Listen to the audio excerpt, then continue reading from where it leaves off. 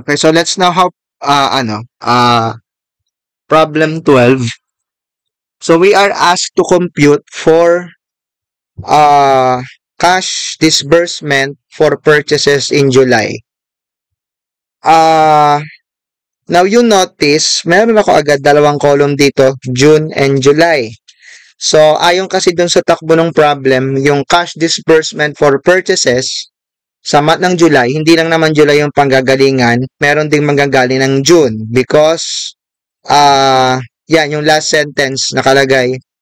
Assume 1/3 of the purchases of any month due for discount are paid in the following month. So 1/3 ng purchases ng isang buwan na babayaran sa sunod na buwan. So ang implication nun is 1/3 nung June na purchases mabayaran siya ng July. Okay? And then it also follows 2/3 lang ng July purchases ang mababayaran ng July. So, dalawa yung composition ng cash disbursement natin for July. 1/3 ng June at 2/3 ng July. So, we compute now. So, we start with budgeted sales na given naman sa problem in units, 50,000 and 30,000. So, we add the inventory end and less inventory beginning para makuha yung budgeted production. I think we have it here. For June, ang beginning is 5,000. So, lagay natin dito.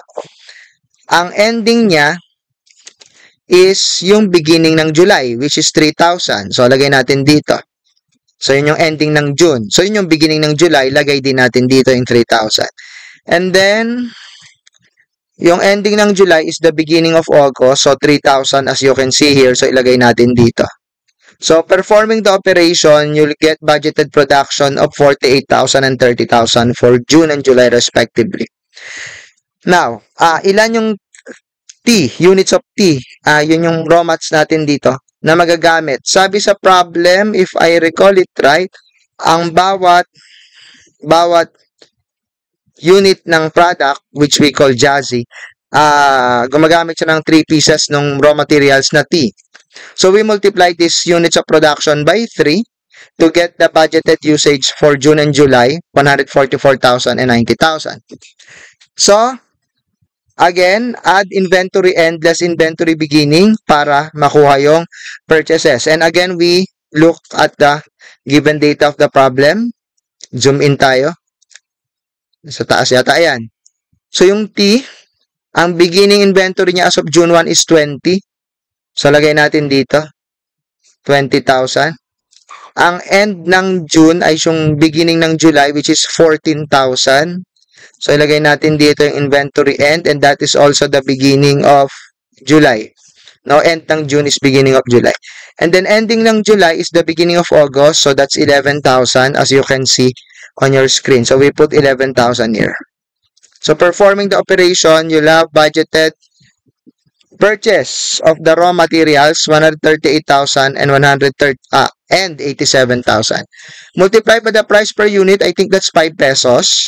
So, your budgeted purchase in pesos is 690,000 for June and 435,000 for July.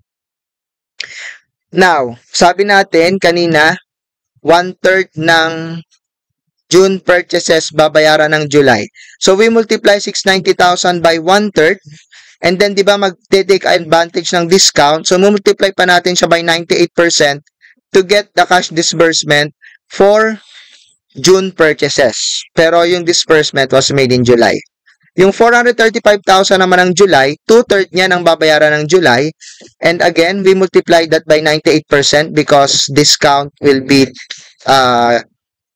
enjoyed by the company. So, 435,000 times 2/3 times 98%. You'll have 284,200. So, yun yung cash disbursement. Combine mo lang yan. The disbursement is 509,600.